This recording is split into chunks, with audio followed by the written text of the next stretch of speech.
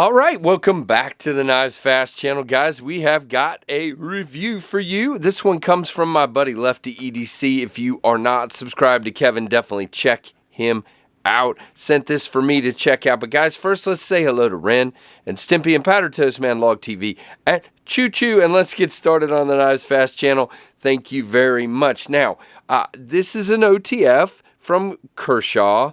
Come on. Here we go with the weird focus thing again. There we go.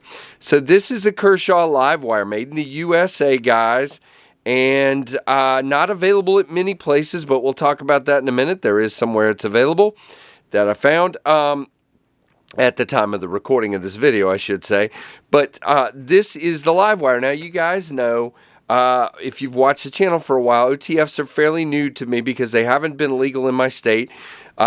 Thanks to Doug Ritter and Knife Rights. And by the way, if you don't support Knife Rights, definitely go check them out. They became legal last year in Virginia, where I live. So I went out, and at Blade Show, I got this guy, which is super snappy and good. This is the EMP EDC Slenderman. Now, unfortunately, you're going to see this, and you're going to go, ooh, cool.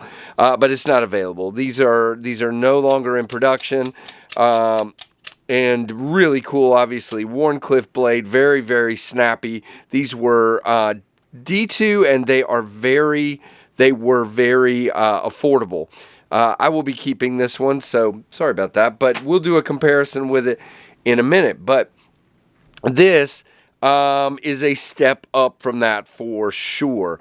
This is the Livewire. Now, you can see, again, it is aluminum on the handles. Very good. You got this really cool milling chamfering here. The milling lines here. The chamfering is turned over. Feels really good in the hand. You have a nice finger groove thing going on here. This finger sort of sits there.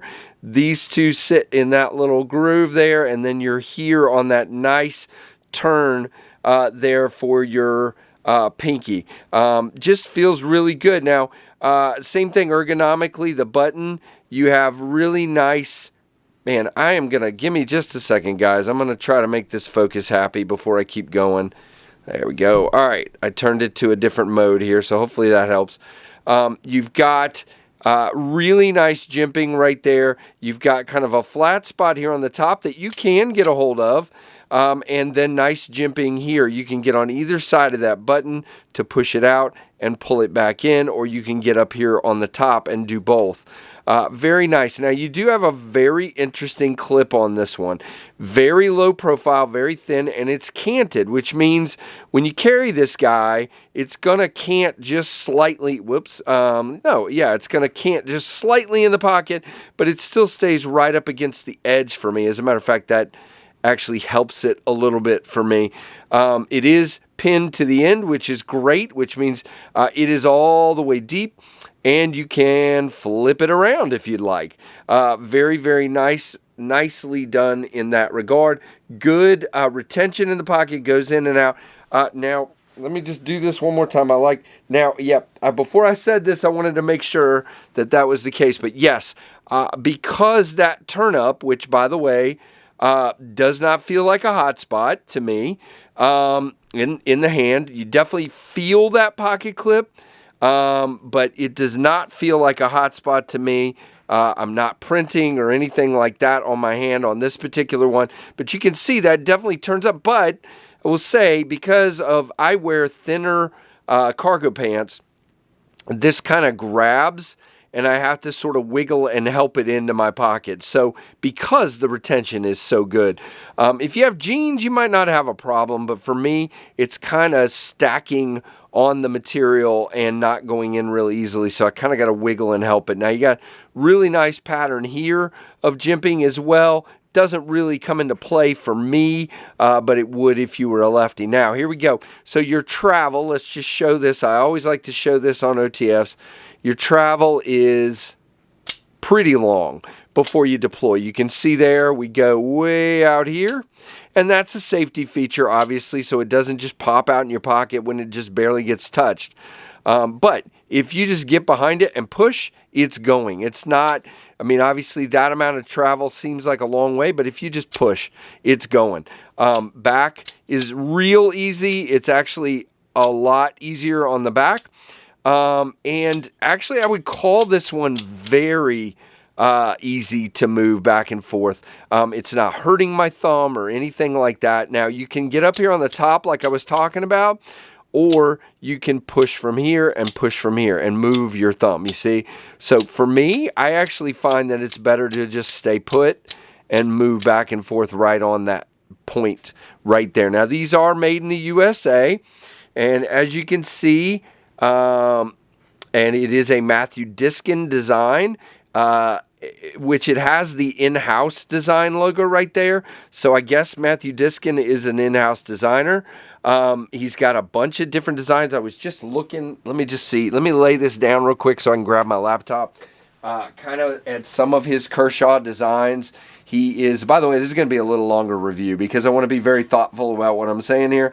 He's got the, well, those are customs that he's done. There we go. Kershaw Deadline. The Kershaw Launch 12 is a Diskin. And the California Legal version 2. The Kershaw Launch 13 is a Diskin. And the Livewire is a Diskin. So it seems like they're kind of headed down that road with him being a recent designer for them. Now, I really dig this blade shape. Kind of a spear, kind of a dagger. You've got nothing is sharpened up here, only sharpened at the bottom. You've got this really nice swedge. And on this side, you have a Kershaw logo. And I think that's the steel mark. Gosh, I am so blind. No, it just says auto. And over here, no, where's the steel? Oh, there it is, right there. Okay, so right down, come on, focus, right down here it says 20 CV. So yeah, I knew it was on there somewhere. You do have Kershaw on the pocket clip as well. I could live without that, but you know what? Who cares? Black hardware all the way around, silver, grayish silver button. Really cool knife. All right, guys, my front doorbell just rang, so I need to pause for a minute. Goodbye. I'll be back. All right, well, that was interesting. It was just a package. I don't know why they had to ring the bell, but they just had laid the package there. But so here we are, really interesting blade. Now, you guys can imagine, let's see if I can find what I'm looking for. Here we go. This tip is very much a piercer. I'm not sure that's really something you want to be doing with an OTF because of the mechanism, but at the same time, you can see there, it is very much a piercing tip. This came to me fairly sharp from Kevin, but it was a little dull in places, so I just stropped it is all I did. But you can see it just wants to cut when you stab in. Now, on actual cuts like so, it does pretty well. It kind of, I don't know, it kind of grabbed there on there we go, that's fine. But it definitely, this is not just a pretty kind of play with knife. Well, see, and it grabbed there. See, that's what I keep wondering why it's grabbing. Definitely did on that particular case, but I did some cutting with it on paper earlier. There you go, see? So I don't know. It kind of got balled up there, but you can see it cuts. But there's the fair cut test for you on camera just to kind of show you what it does. Now, it probably just needs an edge. Kevin had used it a bit before he sent it to me, but you can see very piercing. Now, kind of like how you have kind of a... it's not a flat spot right there, but you can see you've kind of got this gradual belly, and then it goes a little more flat towards the tip. You see that? Kind of rounded here, but a little flat right there. You see that? Kind of a really interesting blade shape. You do have a nice sharpening choil there, and the plunge kind of comes, it's really hard to tell, but you can see that the plunge comes in a little bit right there, and it might give you, after a couple sharpenings, a little bit of a smile. Hard to say. You can kind of feel it rattling when you shake it. There's a little bit of that side to side, up and down OTF movement rattle. It's actually way better than some I've had recently in here. Not too bad. But action-wise, really, really nice. Again, the lockup feels good. Very nicely done, and again, ergonomically, I think this is a great EDC size and feel OTF just because of the way this one is built. Now, these are available, guys. If I didn't tell you this, I don't think I have yet. I will have a link down below to Blade HQ. I'm now an affiliate over there, and if you use my link, it helps the channel. But again, no sweat if you decide to buy it somewhere else. But if you want to go check it out, it is in stock at Blade HQ. These are $239.95. I will leave the link down there. Now, this is 8.125 long. The cutting edge is 3.36. Excuse me, yeah, 3.36, that's right, and the blade is as well. CPM 20 CV, they call it a spear point, which is exactly what I would call it.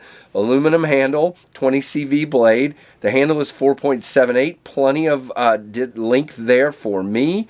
And again, it's a Matthew Diskin design, double action out the front automatic knife, 3.06 ounces. So very cool. Now let's do, I'm going to put this guy up. I'm going to try something a little bit different. Yeah, I don't know if that's going to help or not. Nope, that will not help. I was going to try something a little bit different with the comparisons because some people say they have a hard time seeing the comparisons. I'll come up with a different way. You know what I'll do? I know what I'll do. I'm going to put this block under there so it tilts it. Look at that. All right, so maybe that'll help, guys, because people have said they have a hard time seeing my comparisons.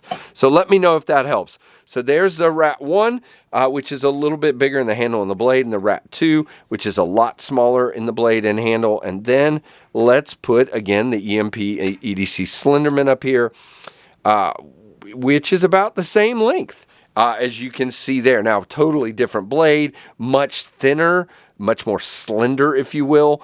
You can see that. Let's hold them both up just for comparison in case you know the Slenderman. Button's a lot smaller. The whole profile's smaller. The blade is smaller. But lengthwise, they're very, very similar. So, yeah, there you go, guys. That is the Kershaw. And again, this video is going to be longer because I did some extra stuff and talked about it, some other things about Matthew's knives and different things. So I hope you enjoyed that. Let me know down below. Really cool knife. I'm really thankful for Lefty sending this one out. And again, I cannot wait till in my state you are able to hopefully conceal these as well. Right now you can own them, but you can't conceal them. But Doug Ritter and Knife Rights, again, please support Knife Rights. I'll try to have a link down below if I remember. If not, just go to kniferights.org and support Knife Rights, guys. Really, really great organization, and they're working hard. Apparently the bill is at my governor to make these legal to conceal. So we'll see what happens with that. So guys, give me a thumbs up. Let me know what you think down below. And really cool knife. Thanks so much for watching the KnivesFAST channel.